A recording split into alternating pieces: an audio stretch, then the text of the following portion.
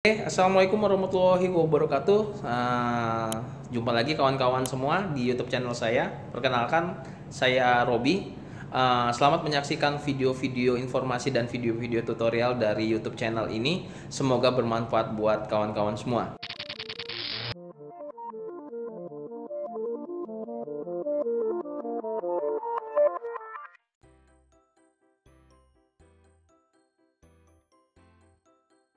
Oke, untuk buat deskripsi diri di Cerdos sebenarnya ini di luar deskripsi diri ini salah satu penilaian ya yang dinilai oleh Kementerian Ristek dan Dikti untuk membuat atau menghasilkan Anda lulus atau tidak ketika melakukan deskripsi melakukan tes Cerdos gitu ya.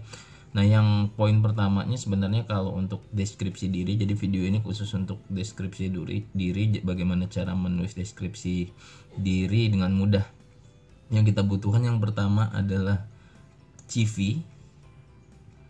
Nah, ini CV saya di tahun 2014 kalau nggak salah, dan juga deskripsi dirinya.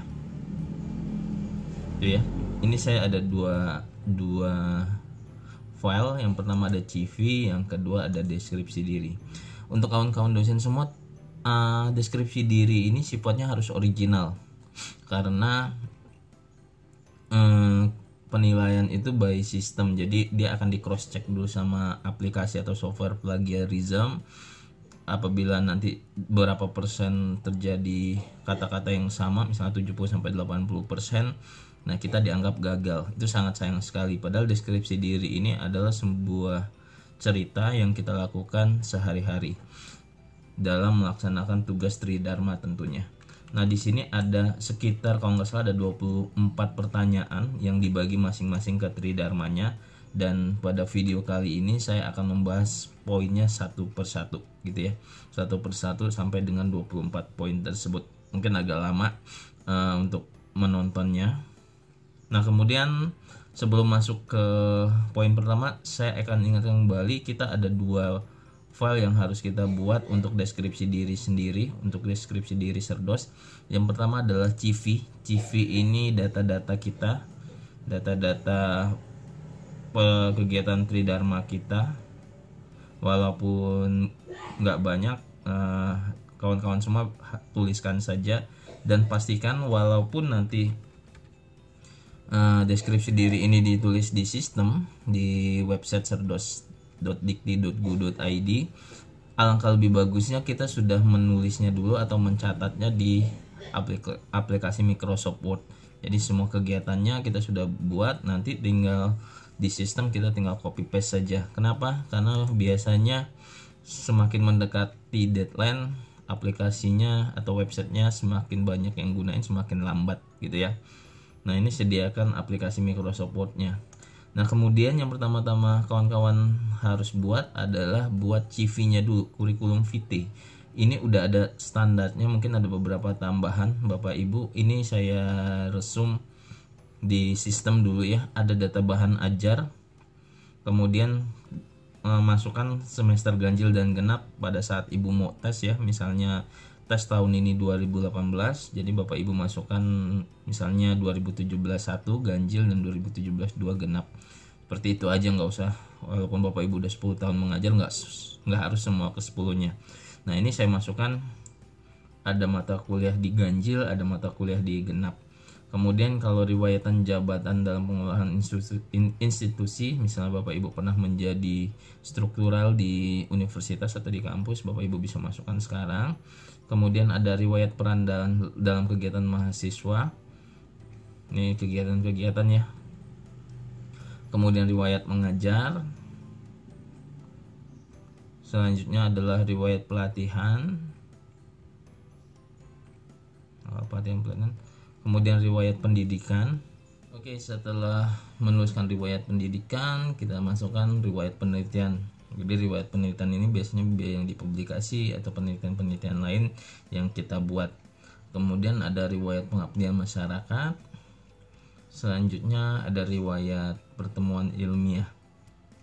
Kemudian ada riwayat piagam penghargaan, riwayat publikasi ilmiah, dan riwayat tes kemampuan bahasa Inggris. Kawan-kawan semua, jadi CV ini nanti akan dilingkan atau secara konsisten kita akan buat atau kita jabarkan di deskripsi diri dosen gitu ya. Jadi jangan sampai nanti misalnya contoh kita membahas di CV-nya adalah mata kuliah algoritma dan pemrograman 1, pengatatan teknologi informasi, algoritma dan pemrograman 2, serta organisasi komputer, tetapi di deskripsi dirinya itu tidak menyebutkan 4 mata kuliah ini. Nah, itu yang namanya tidak konsisten. Nah, semua CV ini didapat dari formulir yang ada di sistem. Mungkin ada pertambahan atau ada penambahan yang baru di sistem yang baru, nanti tinggal Bapak Ibu atau kawan-kawan semua disesuaikan saja. Nah, kemudian kita memulai masuk menulis deskripsi diri. Ingat, deskripsi diri ini terdiri dari 4 penilaian sebenarnya tridharma perguruan tinggi ya. Ada pendidikan dan pengajaran, penelitian, pengabdian masyarakat, dan unsur pendukung atau unsur penunjang. Nah, yang akan ditulis ini adalah per poinnya dari pendidikan, kemudian nanti penelitian, dan seterusnya. Nah, poin pertama adalah kalau kita bahas di sini ada poin A, yaitu pengembangan kualitas pembelajaran gitu ya. Gimana sih cara kita mengajar kepada mahasiswa? Nah, kalau di poin A1-nya ini ada keywordnya, kawan-kawan semua. Soalnya adalah berikan contoh nyata semua usaha kreatif. Usaha apa saja yang kita lakukan untuk melakukan pengajaran kepada mahasiswa yang telah atau sedang saudara lakukan untuk meningkatkan kualitas pembelajaran, dan jelaskan dampaknya. Ada usaha kreatif, kemudian ada efeknya. Nah, ini nggak perlu sama dengan orang lain. Jadi tulisan deskripsi diri ini nggak perlu sama. Bapak Ibu nge-reference semuanya ke Google misalnya, nanti di pikiran Bapak Ibu itu teringat yang ditulis orang. Ambil satu referensi, misalnya referensi ini nanti Bapak Ibu kembangkan gitu ya. Misalnya contoh, pada poin usaha kreatif saya menulis background saya dulu. Jadi background ketika saya menjadi dosen, atau Bapak Ibu bisa cerita terlebih dahulu kenapa sih bisa terjun di dunia dosen ini. Kemudian di sini ada poinnya adalah mata kuliah yang saya ajar. Jadi mata kuliah yang saya ajar itu apa saja, dan ini keywordnya itu ada di CV tadi. Ada mata kuliah algoritma pemrograman 1, pengantar teknologi informasi, algoritma pemrograman 2, dan organisasi komputer. Nah, mata kuliah ini menjadi keywordnya. Seingat saya untuk satu poin deskripsi diri atau satu poin kayak usaha kreatif ini kita minimal harus 150 kata. Nanti Bapak Ibu tulis di Microsoft Word. Misalnya saya copy ini di Microsoft Word. Wah, ini saya sangat banyak sekali, misalnya kita copy, kita paste. Nah, di Microsoft Word ini udah ada nih, di bawahnya ada keterangan 337 words. Seingat saya itu dulu 150 atau sampai 200 kata. Nah, kita kembali lagi. Di sini saya cerita tentang usaha kreatif saya mengajar. Di sini saya sebutkan dulu backgroundnya, background saya menjadi dosen, kemudian mata kuliah yang saya ampuh, kemudian ketika mengajar kita berpikir apa sih yang kita lakukan ketika awal mengajar, yaitu membuat SAP atau silabus, karena kalau nggak salah RKPPS atau ya yang sama seperti itunya. Kemudian setelah saya jelaskan tahap awal dari background, kemudian mata kuliah, kemudian apa yang saya lakukan sebelum masuk ke perkuliahan, kemudian saya ambil satu contoh mata kuliah yang ada di CV tadi, mata kuliah pemrograman dan algoritma dan pemrograman gitu. Kemudian saya jelaskan materinya. Nah, ketika kita jelaskan materi, isi materi apabila ya kita mata kuliahnya berbeda, mata kuliahnya sama, tapi ketika kita jelaskan di ketikan itu pasti berbeda Bapak Ibu. Jadi jangan mencontoh, pokoknya jangan plagiat, karena kalau plagiat sanksinya adalah 1 tahun tidak boleh mengikuti sertifikasi. Nah, itu sayang sekali. Dan sekali lagi ini sistem yang ngebaca, jadi sistem itu hanya ngecek tulisan saja. Dan namanya deskripsi diri itu tulisannya ya tulisan kita sendiri, jadi nggak harus baku-baku banget atau ngelihatnya orang bagus kita jadi minder, itu enggak. Lihat tulisan saya, kalau Bapak Ibu nanti tulisan deskripsi diri ini saya taruh di link deskripsi channel ini, nanti Bapak Ibu bisa baca, tulisannya banyak nggak bakunya malahan. Nah, itu saya berpikir kalau nggak baku berarti orang banyak yang nggak buat kata-kata baku, karena yang kita pikirkan bahwa sistem yang akan membaca ini. Nah kemudian di sini saya menunjukkan ya buat artikel dan seterusnya, saya ceritain di kelas. Kemudian di sini ada keyword, saya buat video-video atau menampilkan video-video tentang mata kuliah ya, misalnya buat program itu seperti apa sih yang diterima sekarang dan seterusnya. Kemudian saya juga dulu punya website pribadi gitu ya, ada robiliendra.com, dan saya nge-share materi-materi di website tersebut. Tapi sekarang udah beralih ke jejakdosen.com. Kemudian di channel ini juga tentunya. Kemudian saya ceritakan gimana sih cara saya mengajar, cara mengumpulkan tugas, cara membuat soal UTS, cara penilaian, sampai cara melaksanakan UAS. Nah itu ada usaha kreatifnya. Jadi kreatif itu ya minimal ada 1-2 poin yang berbeda dengan cara pengajaran konvensional. Nah kemudian yang pada poin kedua, ini apa dampaknya ketika kita buat usaha kreatif ini gitu ya, apa dampaknya. Nah saya tulis beberapa dampak, misalnya di sini mereka bersemangat berdiskusi, bertanya, atau menunjukkan hasil yang mereka buat di grup Facebook. Jadi saya membuat sebuah grup Facebook untuk berkomunikasi dengan mahasiswa. Itu kan usaha kreatif ya, dulu tahun 2014 banyak buat grup. Nah mahasiswa lebih senang ke situ dibandingkan kita ngobrol di kelas secara konvensional, atau sekarang buat grup WA atau Telegram dan seterusnya.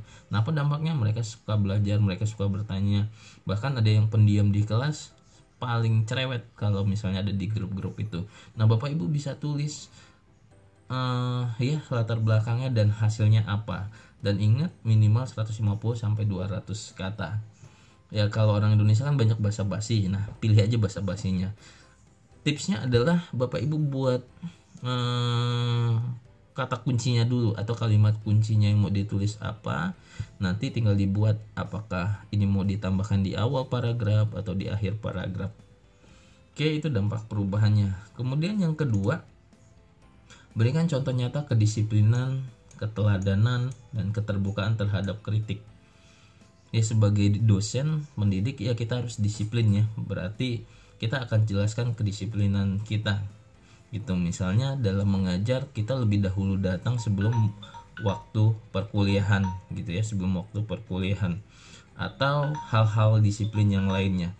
Nah kalau di sini yang saya buat adalah kedisiplinan untuk saya, kemudian kedisiplinan untuk mahasiswa. Jadi selain mendidik diri sendiri sebagai dosen, kita juga harus mendidik mahasiswanya, bukan hanya sebagai contoh tapi kita juga akan menerapkan ke mahasiswanya.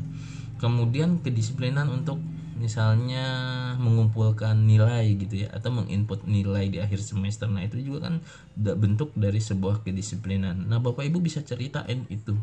Jadi kedisiplinan itu nggak harus waktu datang, tapi juga pengumpulan nilai, kemudian kedatangan rapat, dan seterusnya dan seterusnya. Kemudian keteladanan itu ya tentunya pasti kalau misalnya Bapak Ibu nggak pengen mahasiswanya terlambat, ya harus jadi teladan, dosennya juga jangan terlambat. Atau kalau nggak suka mahasiswanya ngerokok di kampus, ya Bapak Ibu jangan ngerokok gitu ya. Nah ini Bapak Ibu bisa ceritakan, itu salah satu contohnya. Jadi kalau yang ngerokok, mohon maaf, bukan maksud untuk melarang, tapi memang nggak boleh. Nah di sini saya menceritakan misalnya keteladanan ya pakaian bersih gitu ya. Saya cerita di sini cara berpakaian, walaupun tidak mahal dan bagus, saya menggunakan pakaian rapih dan bersih karena kebersihan itu sebagian dari iman, dan saya merupakan salah satu dosen yang tidak merokok di kampus. Nah ini berhubungan sama mahasiswa.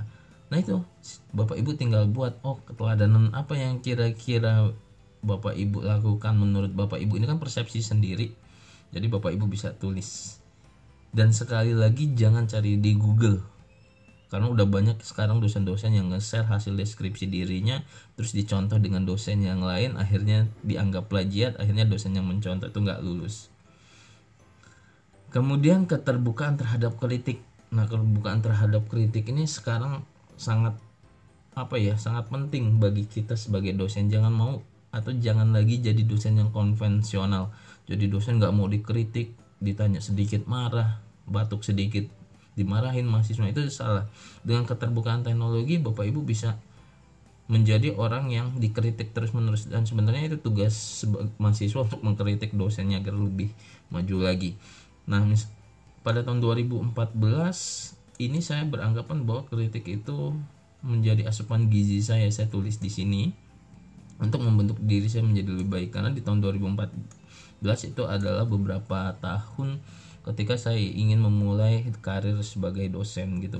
Saya ceritakan bahwa mahasiswa kapan saja dan di mana saja bisa mengkritik saya, karena kritik itu merupakan sebagai senyawa antibiotik yang dapat mengebalkan kita. Dan bagaimana cara mengkritiknya, dan saya tulis mahasiswa kalau yang berani ya face to face, tapi kebanyakan mungkin dari 100% mahasiswa hanya 3% yang berani langsung to the point ya, atau mereka juga bisa SMS atau telepon, atau bisa juga menggunakan WhatsApp atau yang lainnya. Nah, ini dari keyword-keyword yang saya jelaskan tadi aja Bapak Ibu bisa mencapai 150 kata. Selesai. Kemudian pada poin B-nya yaitu pengembangan keilmuan atau keahlian. Apa aja sih yang Bapak Ibu buat sebelum Bapak Ibu mengajukan deskripsi diri atau serdos ini? Mungkin ya Bapak Ibu pasti udah punya artikel atau buku atau jurnal yang udah Bapak Ibu lakukan di sebelumnya. Nah, itu diceritakan. Kalau ini saya membuat judulnya, kemudian jangan lupa alamat URL-nya. Kalau Bapak Ibu menerbitkan jurnal saat ini, pastikan jurnal itu bisa diakses oleh online, karena asesor pun bakal ngelihatnya ke situ ya. Nah, ini 3. Jadi Bapak Ibu yang sekarang lagi menanti-nanti panggilan sertifikasi, jangan lupa mulai persiapkan untuk publikasi ilmiahnya. Tidak apa-apa di jurnal biasa dulu yang belum terakreditasi, yang penting udah ada artikelnya yang bisa diakses secara internasional secara online. Kemudian tulisan-tulisan ini kan tulisan kita sendiri, dan biasakan kalau membuat artikel atau publikasi ya kita ngerti materinya, jangan hanya nebeng sama temennya biar namanya banyak. Kan banyak juga dosen yang ya nggak tahu ya, ada beberapa sih, nggak banyak sih, ada beberapa dosen yang hanya pengen nebeng nama aja gitu. Pas ditanya penelitiannya apa, isinya apa, itu nggak tahu. Nah, itu jangan sampai seperti itu. Karena apa? Di poin ke-7-nya, makna dan kegunaan ini kita harus ceritakan. Ya kalau nggak tahu banget ya download jurnalnya, tinggal dibaca lagi. Oh, kira-kira seperti itu, dan ceritain buat apa. Kemudian ada usaha inovatif. Inovatif itu dari inovasi ya, yaitu sesuatu hal yang baru. Jadi apa sih hal yang inovatif dari penelitian itu, atau kita geser ke mahasiswa atau ke dunia kampus. Misalnya usaha inovatif saya sebagai dosen yang selalu ingin belajar, dan saya berprinsip belajar tidak ada kata berhenti, dan selesai hidup itu selalu belajar. Sebagai dosen yang bergerak di bidang keilmuan dan ilmu komputer serta teknologi, menyadarkan bahwa teknologi ini sangat penting untuk pengembangan zaman. Usaha inovatif saya lakukan adalah menggali telur konten sendiri, terus riset itu membuat tim riset ya. Jadi inovasi saya dalam riset itu saya membuat tim riset, jadi join sama mahasiswa pada saat itu, kemudian menghasilkan penelitian walaupun risetnya kecil. Nah, itu nanti riset-riset itu akan berdampak ke depannya untuk masyarakat tentunya. Konsistensi, poin ke-9. Konsistensi itu apa ya? Kita harus stabil dalam melakukan sesuatu. Apa yang harus kita lakukan? Misalnya sebagai dosen pembimbing di sini keyword saya mengajak mahasiswa untuk berdiskusi, untuk melakukan penelitian, mengangkat tentang isu aplikasi dan software yang bagaimana dapat diterapkan. Nah, dalam penelitian itu ya kita harus konsisten. Kalau misalnya kita menerbitkan 2 atau 1 jurnal per semester, ya kita harus konsisten. Agak susah kalau sendiriannya. Kita ajak join mahasiswa, dan ya kita boleh untuk memasukkan nama mahasiswa tersebut di dalam riset. Kemudian target kerja, pasti semuanya memiliki target kerja, visi misinya ya, untuk kerja apa yang harus kita lakukan di tahun ini, 3 tahun yang ke depan, dan seterusnya. Nah, kalau target di sini saya buat form rencana. Di tahun 2013 saya punya satu judul buku atau jurnal, atau menargetkan penelitian dana, dan alhamdulillah di sini ada tulisannya mendapatkan hibah penelitian dalam skim penelitian dosen pemula. Nah, target, yang namanya target, kita bebas menargetkan apa saja. Tentunya kalau untuk merealisasikannya ya kita tergantung dari usaha kita untuk mencapai target tersebut. Nah, Bapak Ibu bisa tulis panjang lebar, walaupun kata-katanya muter-muter, asalkan original, itu insya Allah sistem bakalan mengokekan saja. Kemudian pengabdian kepada masyarakat, tadi pendidikan sudah, penelitian sudah, sekarang pengabdian kepada masyarakat. Berikan contoh nyata penerapan ilmu keahlian saudara dalam berbagai kegiatan pengabdian kepada masyarakat. Deskripsikan dampak perubahan dan dukungan masyarakat. Nah, pengabdian masyarakat itu penting. Misalnya pada saat libur kita melakukan apa? Misalnya kayak saya mengajar pelatihan guru-guru gitu. Saya ceritain di guru-guru pada saat itu tahun 2013 saya mengajar aplikasi Office yang saya ajarkan kepada guru-guru SMK atau SMA yang mereka tidak terlalu familiar dengan Office. Ya, tidak semua guru-guru apalagi yang sudah tua tidak bisa untuk menggunakan Office. Apa dampaknya? Ya, mereka setelah melakukan workshop tersebut, ya kegiatannya mulai pakai komputer, ngajar udah pakai slide dan seterusnya. Nah, itu kan penting untuk PKM. Nah, ini yang ngajar pakai slide dan seterusnya ini kita masukkan ke kolom perubahan. Nah, pastikan Bapak Ibu juga yang lagi menunggu panggilan sertifikasi ya harus sudah melaksanakan PKM. PKM itu nggak sulit, satu semester satu kali itu saya rasa nggak sulit, karena ya dosen ya itu bukan hanya pendidikan mengajar aja seperti guru, tetapi juga ada PKM. Nah, perubahannya apa? Misalnya ngajar atau macam-macam tulisannya di sini, Bapak Ibu nanti bisa baca sendiri ya. Kemudian PKM pasti harus disupport sama masyarakat. Masyarakat itu bisa apa saja. Kalau sekolahan ya warga masyarakat sekolahan tersebut, guru, kepala sekolah, siswa-siswa dan seterusnya. Nah, gimana ketika kita melakukan PKM, guru-guru itu gimana tanggapannya dengan kita gitu ya. Ya, mudah-mudahan tanggapannya positif. Kemudian di C2, berikan contoh nyata kemampuan berkomunikasi dan kerjasama saudara yang dilakukan dalam pengabdian kepada masyarakat. Misalnya salah satunya adalah kita akan mentraining IT ya di sekolah-sekolah tadi yang seperti guru tadi. Guru-guru tersebut hanya beberapa persen saja memahami komputer. Nah, ketika kita melakukan PKM ya namanya kita dosen, pengajar, ngajarin juga yang belum paham, ya kita harus mempunyai komunikasi yang baik, sabar yang lebih, dan ya tetap menjaga komunikasi ya, karena mereka juga senang. Kemudian kita kasih share nomor telepon, kita kasih share nomor WA kepada mahasiswa atau kepada guru-guru PKM itu untuk bertanya lebih lanjut. Misalnya itu cara-cara yang lebih ini sih, lebih mudah untuk kita berkomunikasi. Nah, kemampuan kerjasama. Nah, sebagai dosen kita nggak bisa bekerja sendirian.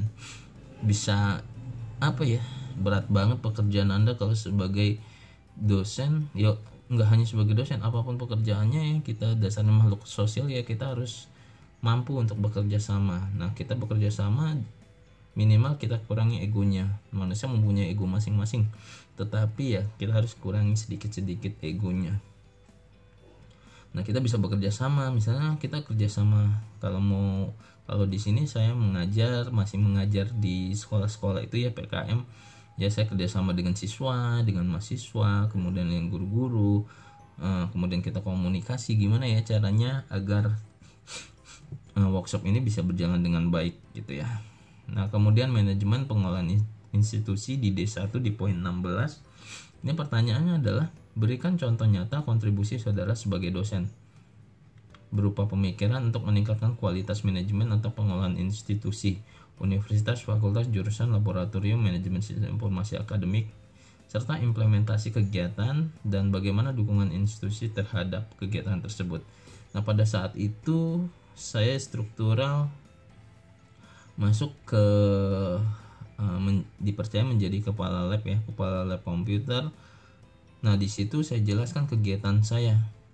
Jadi pada saat itu saya memberikan pelatihan komputer kepada karyawan-karyawan kampus karena semuanya belum paham benar tentang komputer. Kemudian di kampus itu memiliki karyawan yang banyak tetapi tidak semuanya bisa menggunakan komputer atau pengoperasian komputer karena backgroundnya dulu masih sistemnya manual dan karyawan tersebut sudah matang lah, agak matang gitu ya. Jadi kita harus ajarin lagi. Nah kita saat itu ketika saya di lab komputer, saya bagi waktunya sesuai permintaan dari bagian HRD atau bagian SDM 14 kali pertemuan. Ya karena memang beliau sudah tua ya, daya tangkapnya memang sudah agak berkurang, ya kita harus bersabar untuk ngasih tahu bagaimana caranya atau bagaimana materi-materi yang bakal kita bahas. Ya tentunya ke poin 17, dukungan institusi saya sangat luar biasa banget ya ketika mendukung sebuah kegiatan untuk peningkatan kualitas tadi. Sebenarnya institusi terlebih dahulu yang mengajukan bagaimana kalau ada pelatihan karyawan-karyawan di komputer gitu ya, menggunakan komputer. Saya menyambut baik. Jadi pada poin 17 ini saya jelaskan institusi ini awalnya seperti ini, kemudian adanya kegiatan. Kemudian di poin D2, berikan contoh nyata kendali diri, tanggung jawab, dan keteguhan pada prinsip yang saudara tunjukkan sebagai dosen dalam implementasi manajemen atau pengelolaan institusi. Kalau kendali diri berhubungan sama ego sih. Kita berteman, apalagi di sebuah organisasi, memiliki karakter yang berbeda-beda. Nah, di situ saya jelaskan gimana sih karakter kawan-kawan di situ. Kemudian gimana sih cara pemecahan masalah, kemudian gimana cara mengambil suatu keputusan yang tidak merugikan semua orang gitu ya. Nah kemudian ada poin 19 itu ke tanggung jawab ya. Tanggung jawab ini ya kayak kata saya tadi, pengumpulan nilai atau pembuatan SAP, pembuatan GPPP dan seterusnya, serta mempersiapkan, kalau dulu saya di kepala lab itu mempersiapkan kelas lab yang akan dimulai. Kemudian yang ke-20 itu keteguhan pada prinsip ya. Jadi kalau misalnya ini saya bercerita tentang mahasiswa kan sering aja nilai ini kan bisa dinego-nego. Nah itu saya tulis di situ bahwa walaupun saudara sendiri atau kenal atau dekat dengan mahasiswa, ya tetap kontrak kuliah, absen UTS, UAS dan UTS-nya serta tugas itu tidak akan berubah. Itu keteguhan pada prinsip. Nah saya kembangkan menjadi 150 kata. Poinnya itu aja. Kemudian peningkatan kualitas kegiatan mahasiswa. Misalnya berikan contoh nyata peran saudara sebagai dosen baik berupa kegiatan maupun pemikiran dengan meningkatkan kualitas kegiatan mahasiswa dan bagaimana dukungan institusi dalam implementasi. Nah perannya apa? Nah ini saya tulis bahwa di kampus saya atau di fakultas itu ada badan eksekutif mahasiswa yang di situ dosen-dosen sebagai pembinanya, dan kita cerita gimana sih kita bekerja sama BEM itu dan peran mereka apa dan peran kita sebagai dosen itu apa. Misalnya contoh di tahun 2014 itu ada conference. Jadi conference kita sebagai panitia, steering komite dan mahasiswa kita ajak gabung untuk itu. Dan sambil berjalan mereka belajar untuk mengorganisasi sebuah acara. Nah, itu saya jelaskan dalam lebih dari 150 kata. Kemudian peran saya apa, implementasi peran saya ceritakan juga di situ. Peran saya apa, pengalaman buat mereka apa, dan apa sih dampaknya ketika kita mengikuti kegiatan tersebut. Dan kemudian yang kedua digit terakhir, berikan contoh nyata yang sudah dilakukan untuk meningkatkan kualitas kegiatan mahasiswa yang manfaat kegiatan baik bagi mahasiswa institusi saudara maupun pihak yang lain. Nah interaksi ini baik mahasiswa kampus, bagi saya seorang dosen sangat penting ya. Jadi ketika kita berbicara tentang mahasiswa pasti banyak aja masalahnya. Nah kita bisa panggil, kita bisa ngobrol, kemudian kita bisa chat apa sih trouble atau masalah yang dia hadapi di kampus. Nah itu keywordnya. Jadi saya masukkan semuanya ke dalam satu paragraf yang lebih dari 150 kata. Kemudian yang terakhir adalah manfaat kegiatannya. Mahasiswa pada dasarnya tidak hanya belajar kuliah, mereka juga harus berorganisasi, baik organisasi non akademik maupun akademik. Nah kalau yang akademik misalnya ada himpunan program studi, atau yang non akademik ada badan eksekutif mahasiswa. Nah mereka diajarkan atau belajar untuk berorganisasi, untuk mengikuti organisasi, agar dampaknya nanti mereka setelah lulus mereka bisa melebur menjadi satu dengan masyarakat. Nah itu saya ceritakan apa misalnya kegiatannya, contoh kita bareng-bareng sama BEM sama himpunan mengenalkan tentang internet sehat gitu ke sekolah-sekolah menengah pertama. Nah kita ikut kontribusi dosen, tapi biarkan peran yang lebih besar itu ke teman-teman mahasiswa himpunan atau teman-teman BEM. Dan saya sebutkan itu kegiatannya apa, kemudian apa yang kita lakukan, kemudian dampaknya apa, dan selesai gitu ya. Jadi penulisan deskripsi diri ini kalau misalnya kita baca punya orang itu kita bakalan pusing banget ngebacanya dan ngerti alurnya. Tetapi kalau misalnya kita ambil setiap poin itu ada keyword atau kata kuncinya, kemudian kita tinggal kembangkan, nggak kerasa kok Bapak Ibu bisa lebih dari 150 kata. Nah mungkin itu saja tips dari saya, atau bagaimana sih menulis deskripsi diri dosen. Sekali lagi, deskripsi diri ini harus konsisten sama CV-nya, dan deskripsi diri merupakan salah satu penilaian untuk lulus sertifikasi dosen. Jadi bukan deskripsi dirinya bagus tiba-tiba langsung lulus. Nanti ada poin-poinnya, salah satunya adalah nilai TKDA dan TOEIC, kemudian jenjang akademik dan lain-lain. Nanti saya bahas di lain waktu atau di video yang lainnya. Oke, mungkin itu aja Bapak Ibu tips bagaimana cara untuk menulis deskripsi diri dosen. Nanti contoh CV dan deskripsi diri dosen ini saya lampirkan di link deskripsi diri. Oke, terima kasih telah menonton video ini. Jangan lupa untuk mensubscribe YouTube channel ini, kemudian share video ini apabila video ini terasa bermanfaat buat kawan-kawan semua. Terima kasih atas perhatiannya. Assalamualaikum warahmatullahi wabarakatuh.